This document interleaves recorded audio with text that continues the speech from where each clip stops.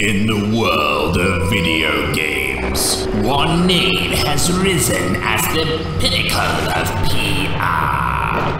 Dead Good.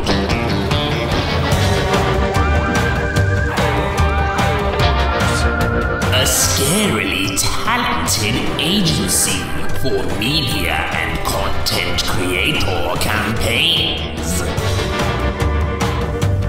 With secret labs in the UK and North America.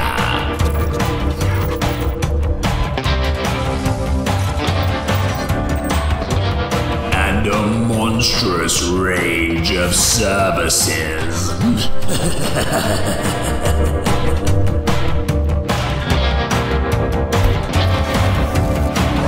From indies to triple R. We'll summon local or global campaigns to suit any budget. We've thrilled millions. And millions are waiting to be thrilled by the greatest PR agency video gaming has ever known. Dead Good. Video game PR Unwrapped. Hello and welcome to Dead Good PR's The Dark Arts of Games PR Revealed, which is exclusive for MEGAMIGS. This is our second time at the show, and we're really pleased to kind of give you a bit of insider knowledge on who Dead Good is and what it is we do as an agency and how we've adapted over the last few years.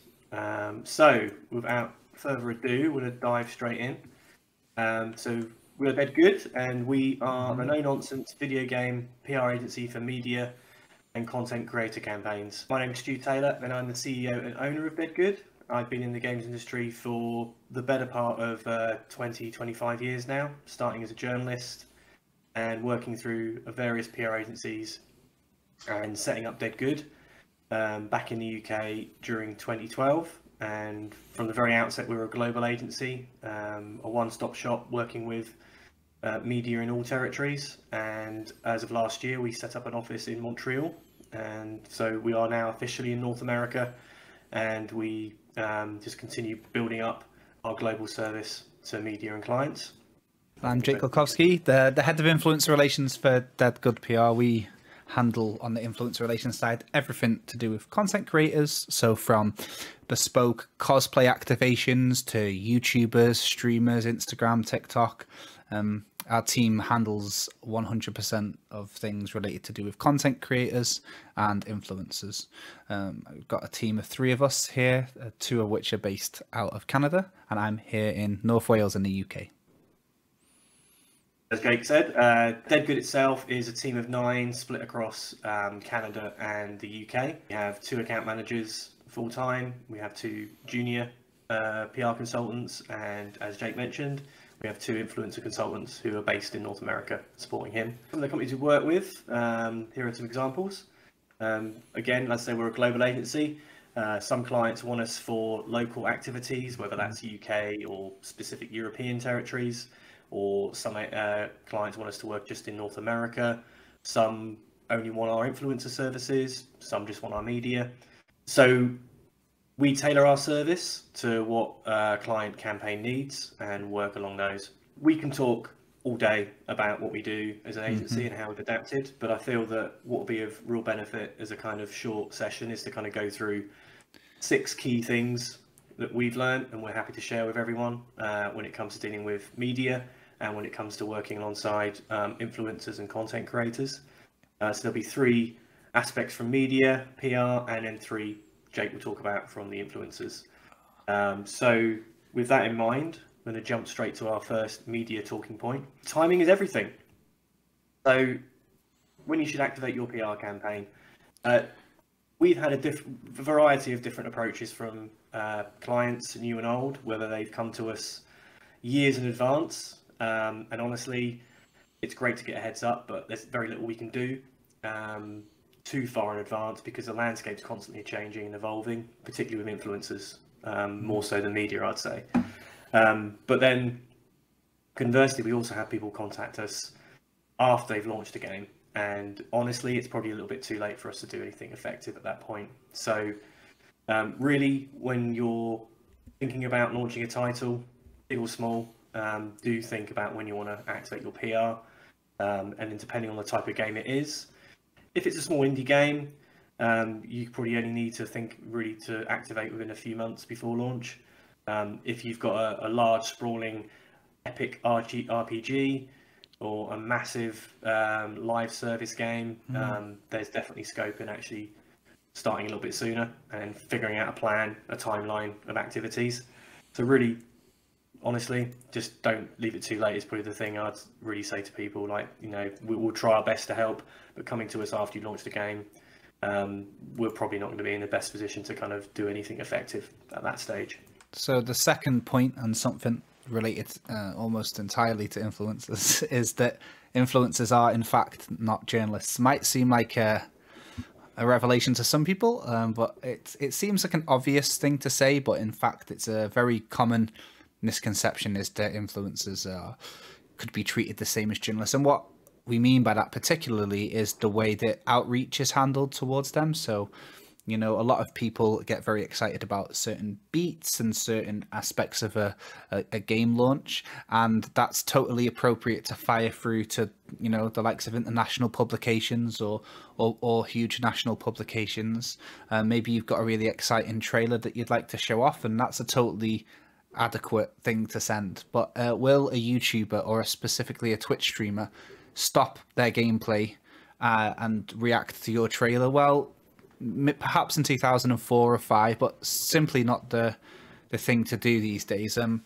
Content creators are constantly bombarded by MailChimp outreach mailing list type emails regarding, here's a code for a game that you've never heard of by somebody that you've never spoken to before, and a lot of the time there's just a Steam key sat in inbox. Journalists or more specifically outlets and publications can assign writers and reviewers, and a lot of influencers tend to be solo. If they do have staff, often they're like post-production or editing and things like that, but the gameplay itself is normally done by the individual, so it takes a lot of time to complete a game and edit things down for reviews. So it's something to really be thinking about when you're doing outreach. You can't treat influencers the same as the press, and a lot of people are talking about the weight of each one of those now. And even if the game is 50% influencer marketing and 50% PR, it means that you've got to have different tools for the job. So that's a common misconception that we tackle a lot, and it's something that we haven't seen slow down, so something we wanted to address.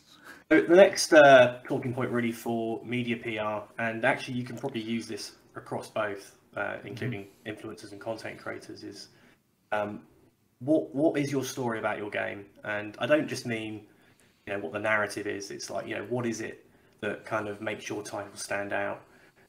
What is it that players, media, consumers, whoever, you know, what is it about that they're going to get excited about, and why they should be playing your game? And I think it's really essential to kind of know your product inside and out. And that's something, as an agency, we collaborate very closely with clients if it's needed to kind of figure out talking points for the game, whether it's the game specifically or whether it's the story of the studio around that. And yeah, and actually on content creation front, that's exactly the same thing.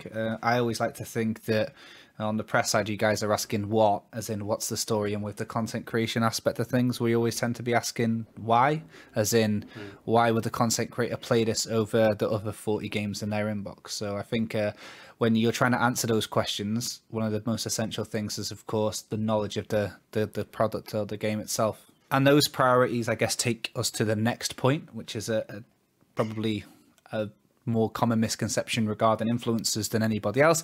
And it's that money isn't everything. You can't throw money at a problem.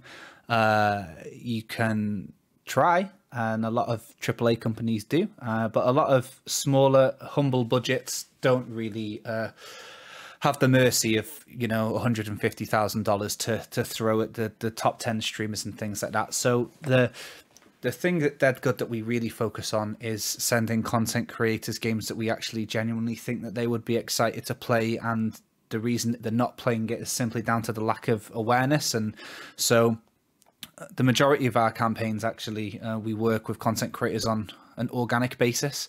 We find that, you know, content creators are on a treadmill. There's a lot of pressure for them to rise through the algorithm and make quality content in a very regular schedule. And one thing that comes hand in hand with that is by playing games and things that engage them to do their best. So finding a content creator who's passionate about a genre or a style of game and providing them with an opportunity to play a game like that means that the interest is already sparked. Everything's very organic, and often they just want to see games like that succeed, so they will play it. And at that same, you know, the other side of the coin is that when you are asking a content creator to play something for free, the most crucial thing to remember is you don't have much of a say about how many hoops they can jump through. If a content creator is genuinely excited for your game and they pull in a large audience, then you should be grateful that they will cover the game. But what you don't want to do then is spook them by making them sign FTC documents or NDAs or getting assurances that they'll go live on a certain day. Organic content creation placements will happen organically and they will fall on natural schedules. However, if you want more specific things, if you need 10 streamers from 10 regions to go live at the same time on the same date, then that's where money comes into play. I think that's a misconception on both the unpaid and the paid front regarding content creators. And the big difference between the two of them is, well, it all goes back to the very first point, really. It's the timing. Yeah, it's a valid point. Again, it's only actually when we're actually doing this presentation, I realised there's actually more of a segue to the talking points that Jake and I have, which kind of leads me on to like the final point I would say for media, and that is client journalism is a myth. And I appreciate it's probably a very UK specific kind of phrasing. And by client journalism, I mean, you know, media are kind of just there to kind of do your talking points. So when I mentioned earlier about having a clear understanding what your story is for your game or your campaign, it's just to be aware that, you know, media are going to have their own interpretation of that. It's up to them what they're going to write. You know, it's very old school games PR where, you know, as part of a campaign, occasionally we would be asked to write feature ideas, which is, you know, to explain that, it's kind of what media will write about this game, you know, coming up with headlines and story angles. As an agency, we kind of shy away from that because really it's like, it's not our job to tell media what to write. You know, they'll tell us. You know, really it's a case of us working with clients, getting a clear understanding of what a game is about, and the story of the studio, for example, around that. And then we do our job to communicate that to media, but it's not us to dictate what media are going to write. And I think that's probably one of the biggest myths I think would be good to kind of expel, really, where, you know, I know there's always been online chatter that there's some kind of conspiracy and money changing hands between media and, you know, studios and PRs. And it's just like, honestly, I've been in the industry for so long now and I've not had a fat wallet of cash, unfortunately. And it's just not true. It's just not true. You know, review scores aren't bought. You know, it's just, it's a kind of a nonsense. I think the most important thing is for publishers and developers to be kind of respectful and mindful of media's time. You know, you're going to be one game out of thousands over a course of, you know, months that they're going to be pitched. So it's getting a clear understanding of what it is about your game and why they should be interested, and working with a PR to kind of get that across as best as we can.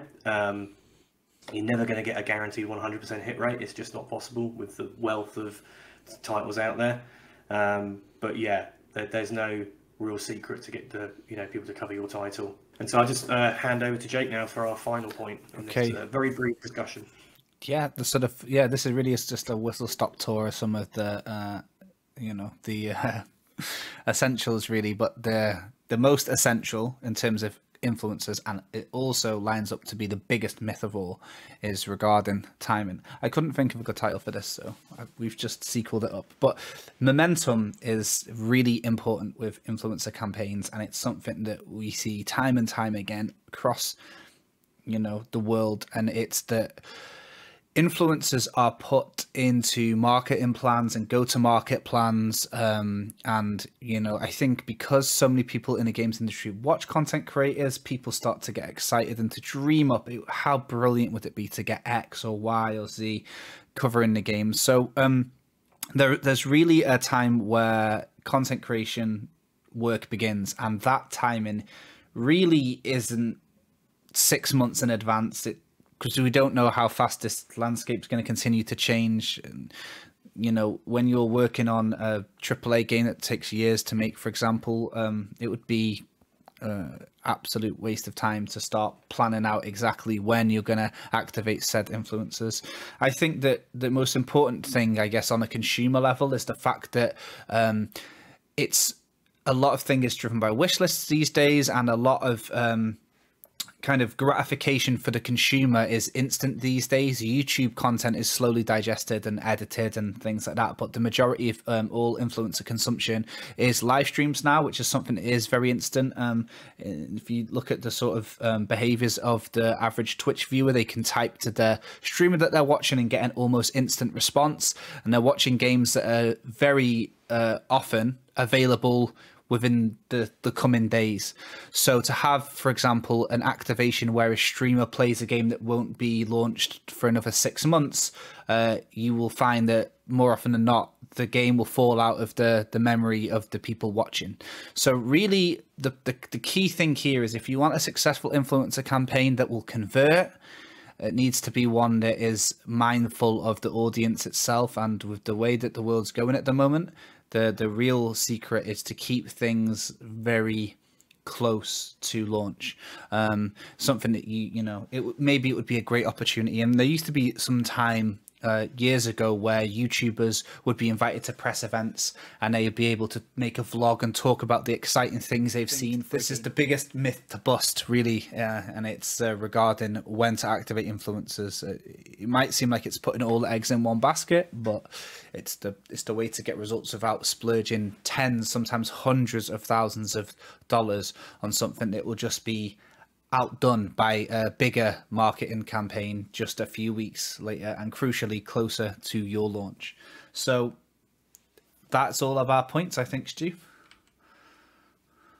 Yeah, absolutely. Like I said at the beginning, this is kind of a very brief summary of like key thoughts that we have when it comes to approaching PR for media and content creation.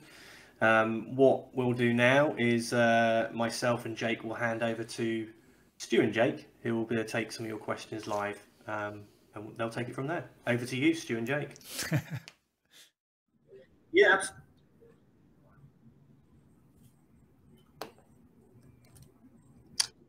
Okay, hi. I think we just we clipped at the very end there. So thanks, Stu and Jake. I am Stu. There we go. This is Jake. So we're going to take questions you have. So by all means, please use the chat. There's a Q&A field on the chat you can use. We had a couple of questions submitted just before this. So we'll kick off with the first one. And it's someone asked us, has the pandemic changed how we work? The short answer to that is no. Deadwood is used to being working remotely. Most of us work from our own home offices. So really, we kind of say that we were kind of working from home before it became fashionable. And it hasn't really changed what we offer to clients. I think some clients have actually found it really beneficial working with us when they've had to adjust to the new way of working that happened last year. So as far as what we deliver and how we operate, that hasn't actually changed. I think the one thing we missed is the opportunity to have our regular summits, which we do ideally twice a year. This year, currently we're actually talking to you from Montreal.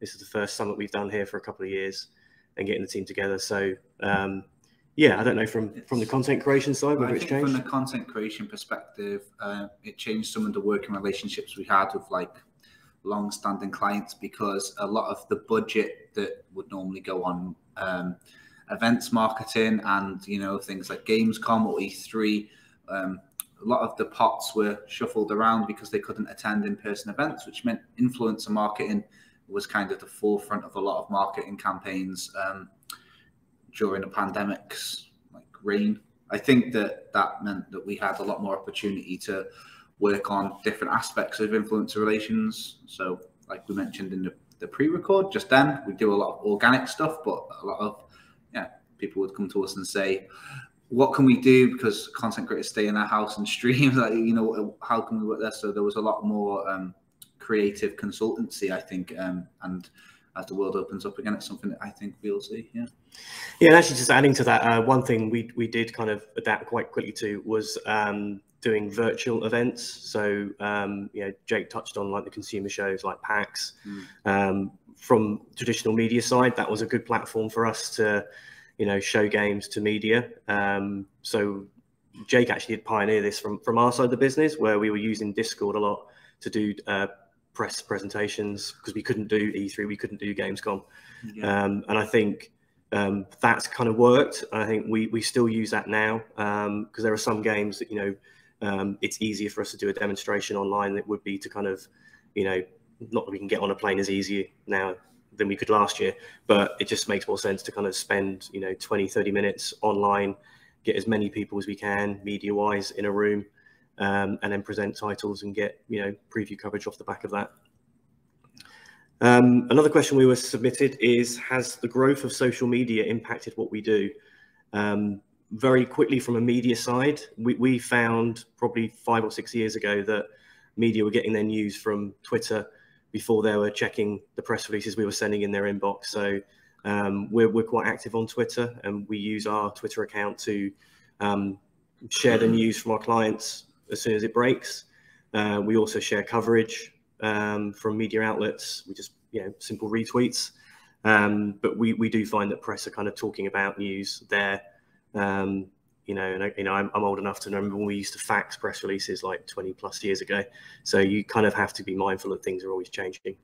But from the content creation side, I mean, is that something that's really integrated in what we do, and it's something that I think is very, like, you know, it'll always be part of the job. Social media changing, growing on just new platforms appearing. Like TikTok wasn't like even 10% as prominent as it is now, like before like 2019 or something like that. So I think that with regards to like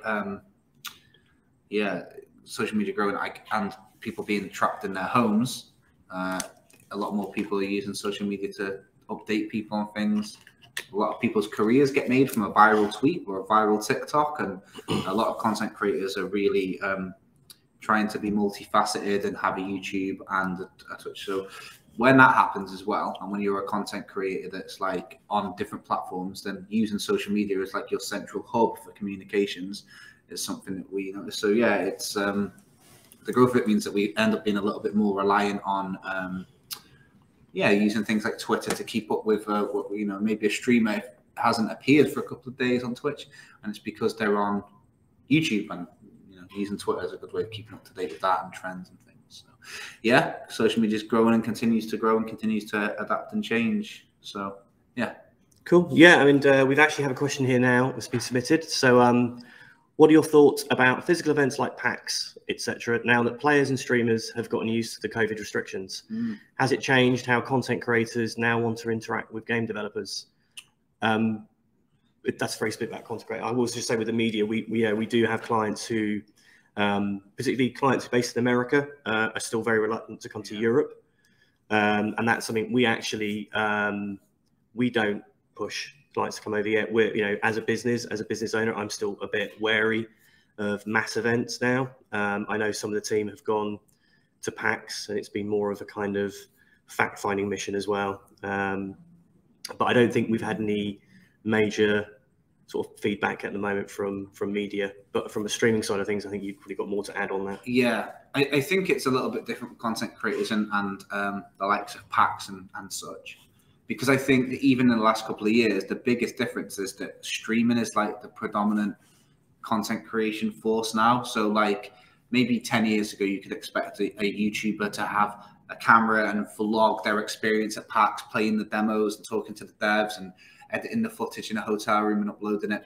But now with the instant gratification of streaming content, a lot of streamers will go to PAX and things like that to meet up with friends. They'll play games, but they'll be off work. They're not there you know, a lot of content creators will go to network with hardware partners and try and get sponsors that way, and they just like to do a little bit of window shopping and meet up with friends. And I think that like events are the main place to meet up with your friends who are also doing content creation. So I know that there's still a big hunger for especially content creators to go out to these events.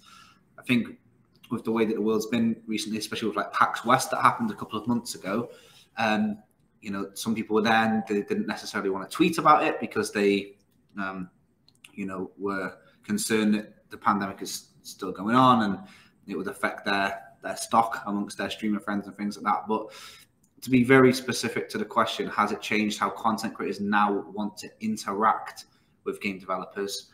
I don't necessarily think that that's the case. No, I think that people still want to go out there and talk to devs and play their games. And then it might be a few months until the game's in a stage where it's ready to be sent to a streamer and played. And I think that will always be the case. I think that, yeah, face-to-face interaction is always super valued, especially, you know, in a world where we've almost been devoid of that, especially between professionals. So, yeah, it was a great question. Thanks. Yeah, thank you for that one. Another question we've had is, could you share any horror stories or really amazing stories from content or PR side? So I'm going to avoid the horror stories just for now, but I will say the story I'm kind of proud of from the media hit side is going back a few years, and I apologize for any of the team members listening to this because they've heard it so many times before. We're working on the relaunch for Darksiders 2, and for those who don't know the game, you know, you do ride a horse, and so getting general game coverage wasn't really an issue. It's a beloved franchise, but we kind of went a bit left field and went to get a pitch to Horse and Hound magazine, which they loved. And the reason we got that was because we come up with a collector's edition where it's a one of a kind. You could get a bespoke branded Darksiders horse stable if you spent, I think it was like $6,666,000. But they loved the story, they ran it, and you know, I'm kind of quite proud of that because the Queen allegedly reads Horse and Hound magazine from cover to cover. So I have fond memories of her perhaps sat by the fireplace reading through Horse and Hound and wondering whether to get Darksiders 2 for Harry, with a beer maybe, yeah, for Harry that Christmas. So that's something I think was, you know, I don't think the Queen bought the game, but hey, you know, it's just nice to know we can kind of do something a bit more creative. Yeah. And I know the client, THQ Nordic, were really proud of that because it was something a bit different from their perspective. I think from the content creation perspective, like an amazing story, which is linked to Montreal actually, is we were doing the PR campaign for a game called Disco Elysium, and if you've played Disco Elysium, then I don't really need to go into any more detail, but the game is close to perfection, and the people working on it worked very, very hard. Artistic types, very, very, you know, working till the last minute. And the game launched on, let's say, a Tuesday, and the game is this sprawling, huge CRPG. Takes 40 hours to complete and probably another 40 hours to really digest what just happened. And the codes didn't end up coming in. This might be relatable to any indie devs, right? You know, working away. I think it worked out something like Saturday evening in Montreal time. The codes came in and the game was out on the Tuesday. And I guess we realized then that there's no way, even if journalists around the world got the game that very second, spent 1 minute downloading it and played it, they still wouldn't have time to write a review. And so it kind of dawned on me that YouTubers will have the same thing because there's no way they're going to finish the game and edit content. So it was just streamers were the only way this game was getting talked about or viewed en masse before launch. So the codes came in. I was in the airport about to get my like 8-hour flight home, but there was a gigantic storm suddenly, some divine intervention or something, which delayed the flight. So I was eating some cheap tacos in Montreal airport, sending out keys to streamers during a gigantic like cyclone looking storm, and then I had to go dark. Obviously I flew and I landed, and it was like Schrodinger's game. I didn't know if anyone would have picked it up or whatever, but the rest is history. So many people were so receptive to this new IP and this game that was really different, and I feel like that, you know, spending time in the airport here was like, I don't know, one of the best times I think we ever did.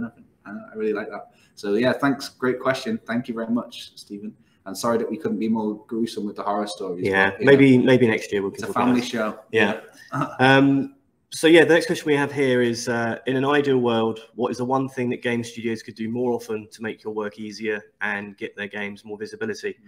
I would say it's probably more of a two-part question. I mean, what we always say to clients is to treat us like we're in-house. You know, we'll sign NDAs. You know, we'll sign pretty much whatever you want, just so you can be comfortable sharing with us everything about your game. Because the more we know, the more we are able to be more creative and more understanding of what potential your game has and who it would appeal to.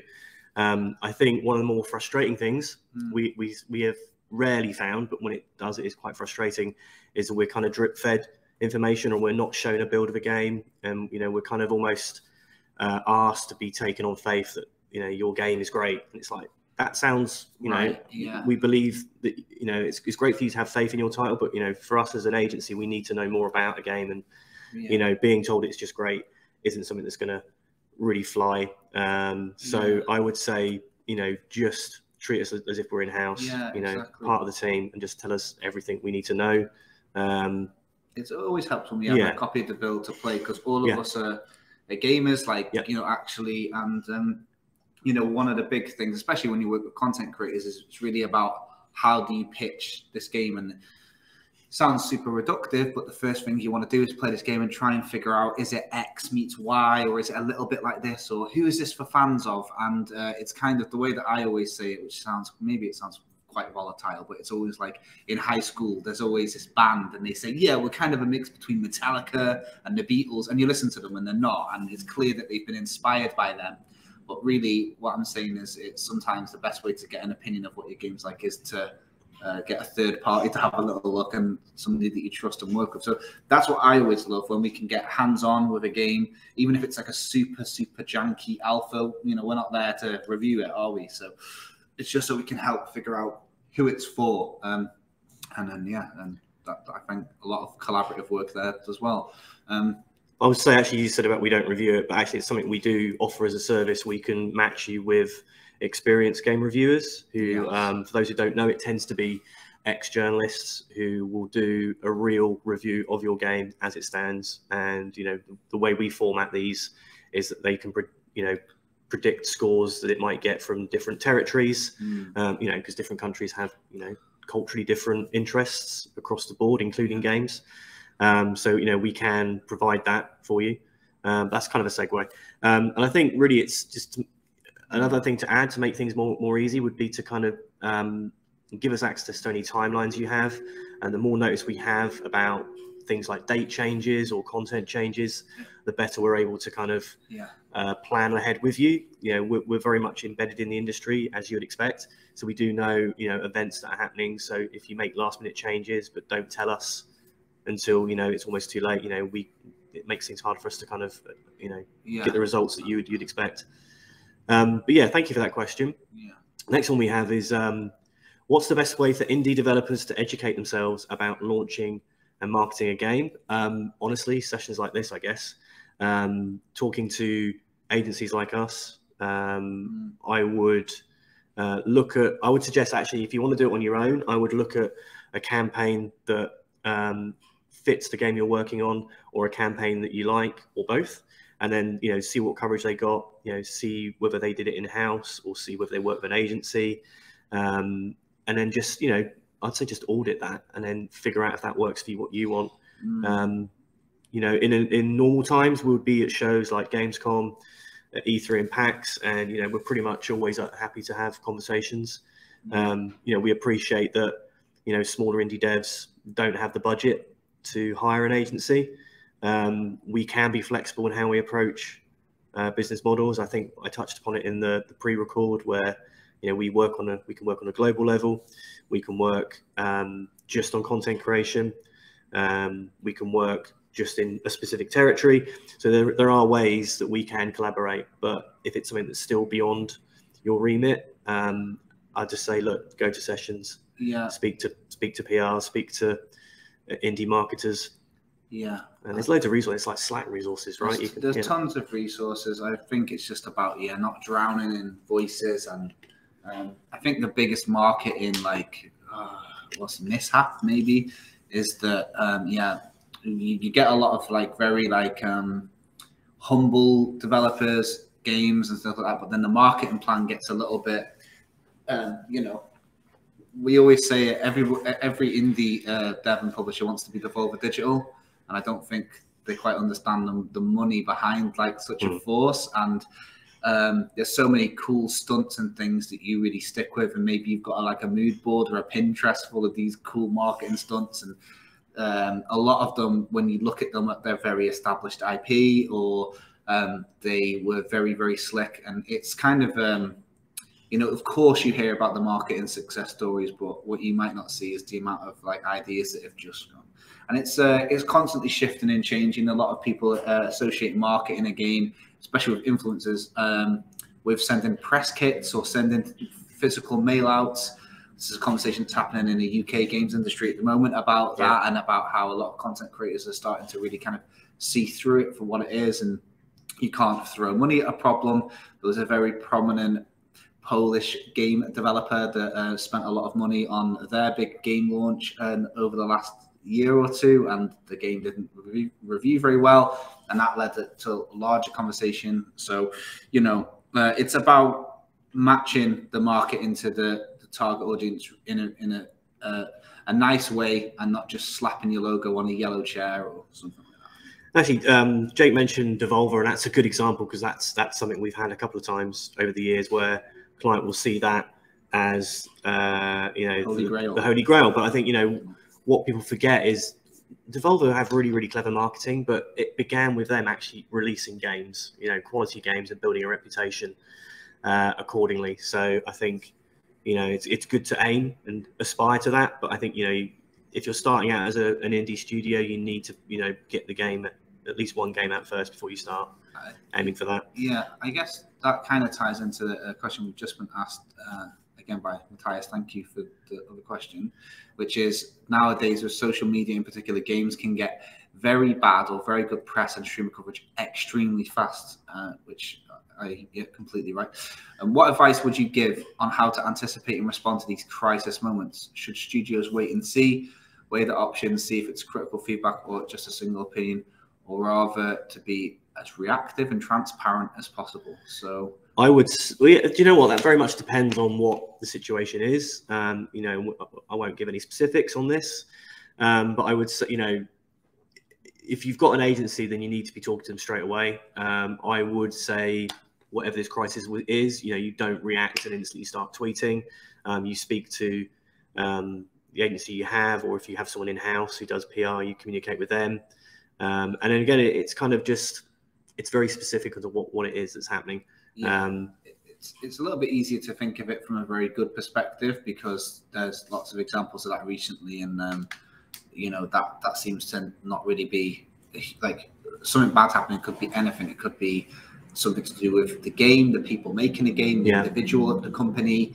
All of that has a knock-on effect. But often when a game has like a very good bit of streamer coverage, it's just what they used to say is going viral, right? So how to handle that is a little bit different. But I think that the real key, and it's almost kind of the unofficial dead good catchphrase, is to manage expectations. Because the way that and I mean, just to name names, to be completely honest with you, the way that that Fortnite has so much content embedded in its cycle, a lot of content, a lot of gamers and just casual players will expect a huge amount of content. So, for example, this year, again, to name an actual name, Valheim this year, that's what happened with Valheim. It blew up, it was the biggest game in a month, one of the most played games of the year.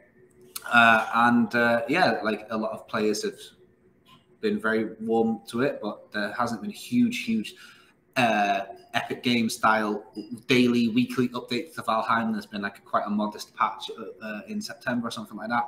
But the way that they handled that and the way the publisher handled it, managed expectations very fast and said, look, guys, we were a small team.